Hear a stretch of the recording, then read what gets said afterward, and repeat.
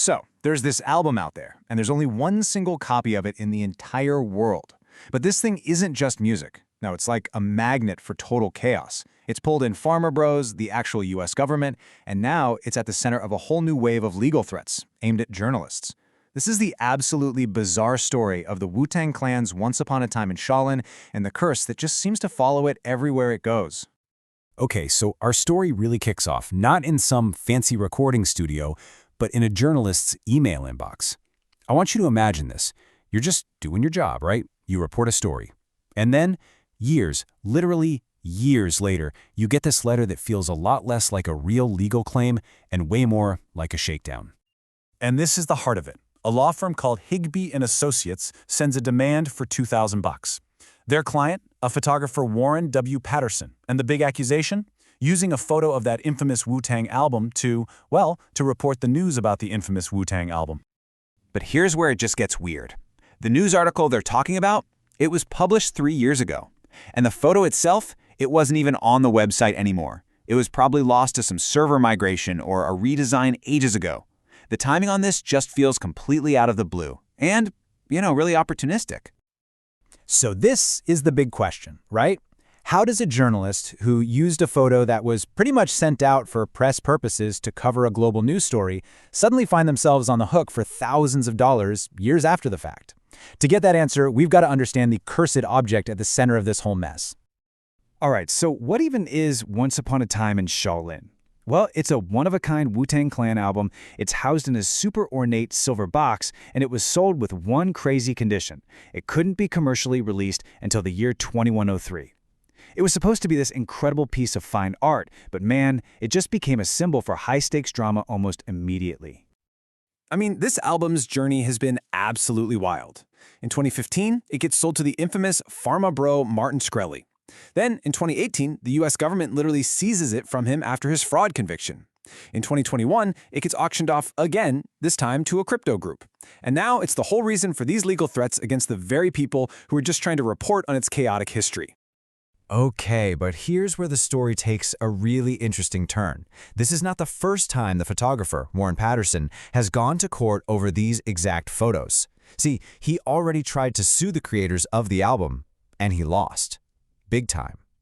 So, let's break this down. Back in 2018, Patterson sues Wu-Tang and the auction house for $1 million, saying they used his photos without permission.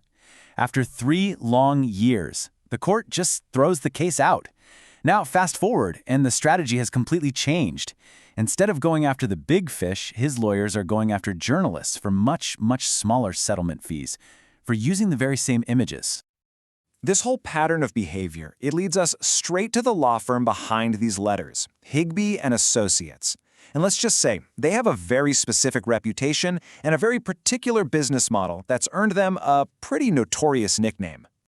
Yep, they're known as copyright trolls.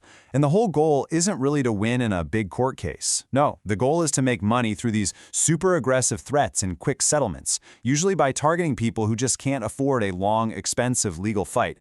And here's how the playbook works. First, they use software to just scan the entire internet for images.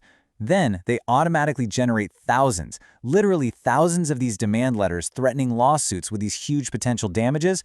But the real strategy? It's to scare you into paying a few $1,000s just to make the whole problem disappear. It's a volume business and it's built on pure intimidation.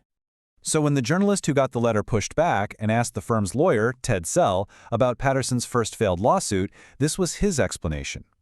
He claimed Patterson lost the first time because he was representing himself and, just didn't have the resources of a big firm like theirs. And that sounds plausible, right? Except for one tiny problem. It's not true. It's a complete fabrication, a lie. The court records are crystal clear.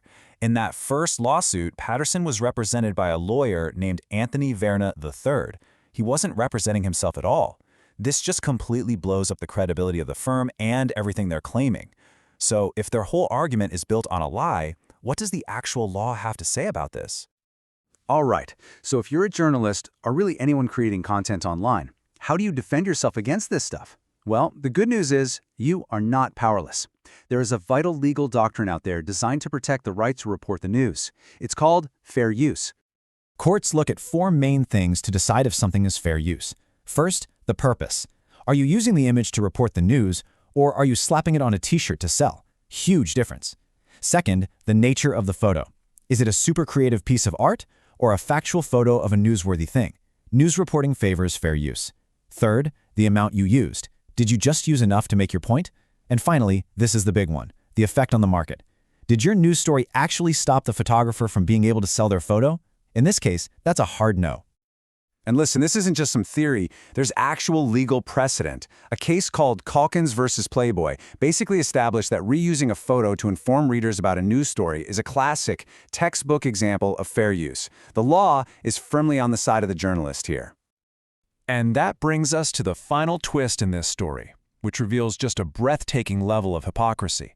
And it shows how the curse of this album just keeps spreading through sheer intimidation.